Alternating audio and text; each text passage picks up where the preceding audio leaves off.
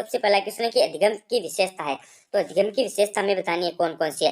देखो, अनुकूलन भी है, अभावों का संगठन भी है, उद्देश्यपूर्ण भी है। यानी अधिगम की सभी जो आपकी विशेषता है वो सभी हो जाएंगी। ठीक है, डी ऑप्शन आपका करेक्ट हो जाएगा। अगला प्रश्न देखो, अगला है कि इग्गो लिबिडो का अर्थ क्या है। इग्गो लिबिडो का हमें बताना है कि अर्थ क्या है। आत्म प्रेम है, वस्तु लिबिडो है, इग्गो मनोग्रंथि है, इग्गो सिंटोनिक है। तो इसमें आपका हो जाएगा आत्म प्रेम। इग्गो लिबिडो का अर्थ आपका क्या हो जाएगा गुरुजी, आत्म प्रेम हो जाएगा, ध्यान रखना।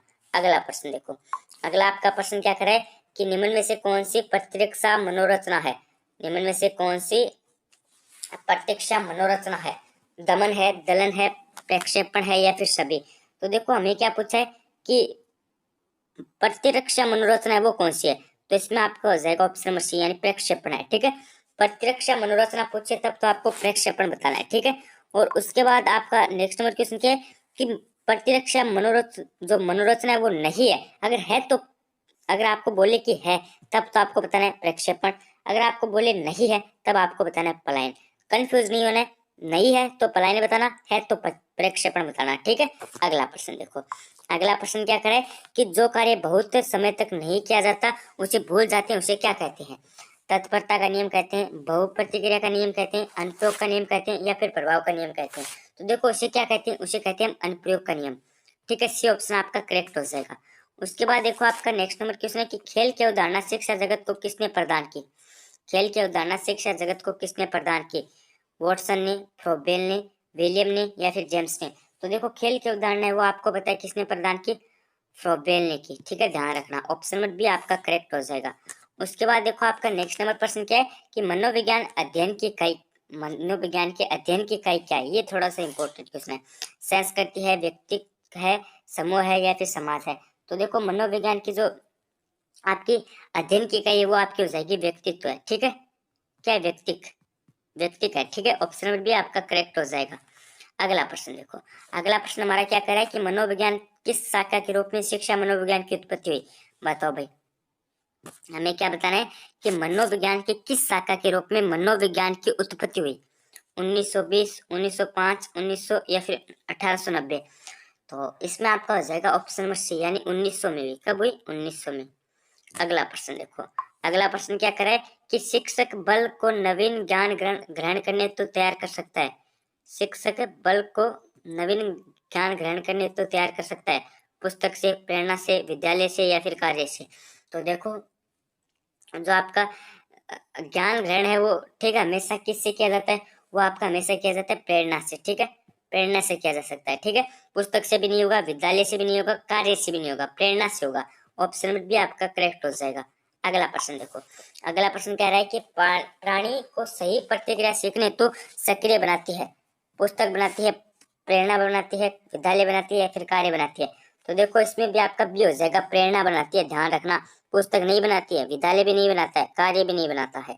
अगला प्रश्न देखो, अगला प्रश्न क्या करा है कि हल का सीखने का सिद्धांत चालक न्यूनता का सिद्धांत है, ये कथन किसका है। ये देखो इंपॉर्टेंट क्वेश्चन है, हल का सीखने का सिद्धांत चालक न्यूनता का सिद्धांत है, ये कथन किसका है। स्टार लगाने वाला प्रश्न है ये। ठीक है, तो स्किनर का है, थॉर्नडाइक का है, पावलोव का है या फिर कोयलर का है। तो इसमें आपका हो जाएगा ऑप्शन नंबर ए यानी स्किनर का है। किसका है, स्किनर का। अगला प्रश्न देखो, ये ऑप्शन आपका यहाँ पे करेक्ट हो जाएगा। अगला प्रश्न क्या करे कि सूज के सिद्धांत को कहा जाता है। ये देखो इंपॉर्टेंट है, विग्राकृति, समराकृति, विशालाकृति या फिर संस्करण आकृति। तो सूज के सिद्धांत को क्या कहा जाता है। तो इसमें आपका बी हो जाएगा, समराकृति कहा जाता है। क्या कहा जाता है गुरुजी, समराकृति कहा जाता है, ध्यान रखना। अगला प्रश्न देखो, अगला प्रश्न आपका क्या करे कि वर्दा इमर कोफला तथा कोहलर का किस देश से संबंध है। वर्दा इमर कोफला तथा कोहलर का संबंध किस देश से है। जर्मनी से, जापान से, इटली से या फिर युगांडा से। तो इसमें आपका हो जाएगा ए, जर्मनी से। किस देश से संबंध है, जर्मनी से है। अगला प्रश्न देखो, अगला प्रश्न है कि अधिगम तिरुपति से हो सकता है यदि बालक किससे प्रेरित हो। स्वास्थ्य, ज्ञान, स्वप्रेरणा, काठिन्य। तो इसमें आपका हो जाएगा ऑप्शन नंबर सी यानी स्वप्रेरणा से। ठीक है, अधिगम तिरुपति से हो सकता है यदि बालक स्वप्रेरणा से प्रेरित हो। अगला प्रश्न देखो, अगला प्रश्न क्या करा है, प्राथमिक कक्षा के छात्रों में अभिप्रेरणा के लिए प्रयोग किया जाना चाहिए ब्लैक बोर्ड का, नवचारों का, दंड का या फिर कंप्यूटर का। तो इसमें आपका हो जाएगा बी, नवचारों का। किसका प्रयोग किया जाना चाहिए गुरुजी, नवचारों का प्रयोग किया जाना चाहिए, ध्यान रखना भाई। अगला प्रश्न देखो, अगला प्रश्न क्या है, इंगो संरचना का अर्थ क्या है, बताओ भाई। देखो इग्गुल डिब्बुडू का अर्थ है ना, वो तो आत्म प्रेम है, ठीक है, वो तो क्या है, आत्म प्रेम है। अभी मैं क्या पूछा है कि इंगो संरचना का क्या अर्थ है, एन शक्ति है, एम समाविष्ट है, एम अखंडता है, या फिर कोई नहीं। तो इसमें आपका हो जाएगा ऑप्शन नंबर डी, यानी इनमें से कोई नहीं। अगला प्रश्न देखो, अगला प्रश्न क्या करें, निम्न में से गौण मनोरचना है, बताओ भाई, निम्न में से गौण मनोरचना कौन सी है। आत्मीकरण है, प्रतिगमन है, या फिर उक्त्याभास है, या फिर प्रतिक्रिया निर्माण है। तो गौण मनोरचना आपकी कौन सी हो जाएगी, तो इसमें आपका ये हो जाएगा, यानी आत्मीकरण है, ठीक है। कौन सी है, आत्मीकरण। अगला प्रश्न देखो, अगला प्रश्न क्या करा है, किस व्यक्ति ने सम्मोहन का अनुसंधान किया, बताओ भाई, सम्मोहन का अनुसंधान किसने किया। फ्रेज ए मेस्मर ने, सिगमंड फ्राइड ने, जे एन साक्रो ने, जॉन एच जैक्सन ने। तो किसने किया, इसमें आपका हो जाएगा ए, फ्रेज ए मेस्मर ने किया।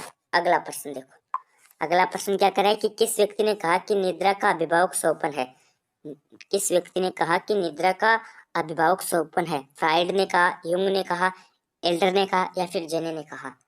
तो इसमें आपका हो जाएगा ए, यानी किसने कहा, फ्राइड ने कहा, ध्यान रखना भाई, किसने कहा, फ्राइड ने कहा।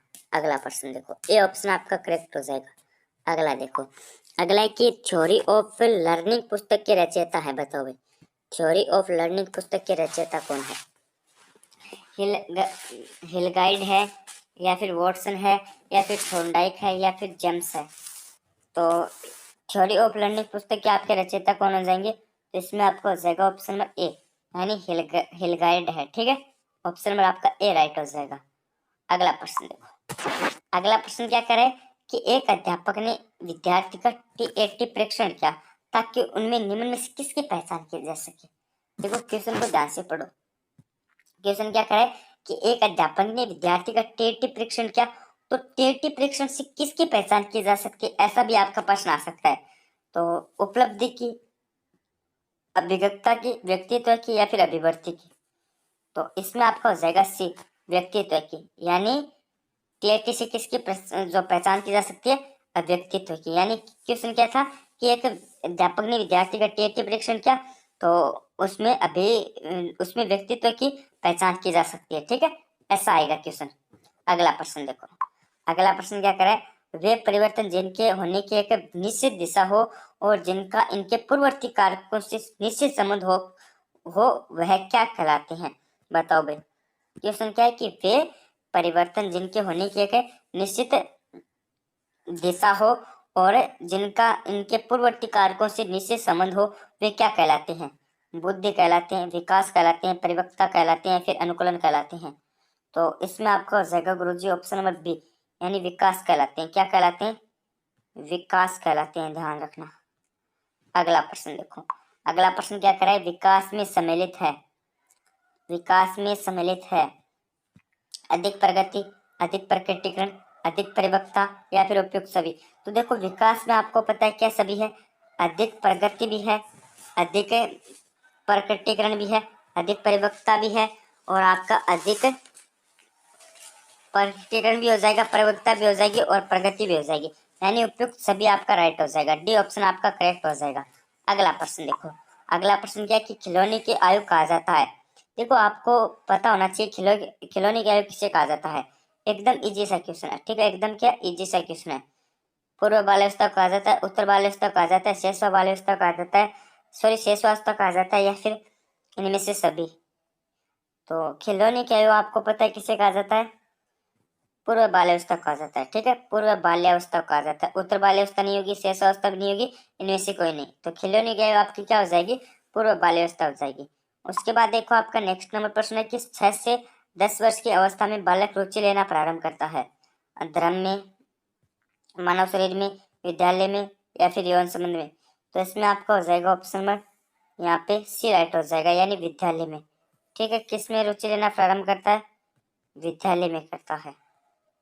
अगला प्रश्न देखो, अगला प्रश्न है कि शारीरिक विकास का क्षेत्र है स्नायुमंडल, मांसपेशियों की वृद्धि, या फिर एंडोक्राइन ग्लैंड, या फिर उपयुक्त सभी। तो शारीरिक विकास का क्षेत्र कौन सा हो जाएगा? तो इसमें आपका हो जाएगा डी, यानी उपयुक्त सभी है। ठीक है, ये तीनों की तीनों है। अगला प्रश्न देखो, अगला प्रश्न क्या करे, अंग्रेजी शब्द के इंडोलेंसेस मूलतः किस भाषा के शब्द से प्राप्त है? अंग्रेजी के जो शब्द है इंडोलेंसेस मूलतः किस भाषा के शब्द से प्राप्त है? लैटिन, जर्मन, फ्रेंच या फिर इनमें से कोई नहीं। तो ये आपका किससे हो जाएगा? ये आपका हो जाएगा लैटिन से। ठीक है, लैटिन से प्राप्त है। अगला प्रश्न देखो, अगला प्रश्न क्या करा है, एक बालक में आस्तिक विकास के लिए सबसे महत्वपूर्ण समय होता है? 1 वर्ष, 6 माह, 2 वर्ष, 15 माह है।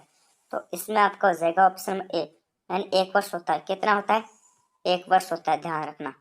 अगला प्रश्न देखो, अगला प्रश्न क्या करे, व्यक्तित्व का निकटतम परिवेश में वह रहता है क्या कहलाता है?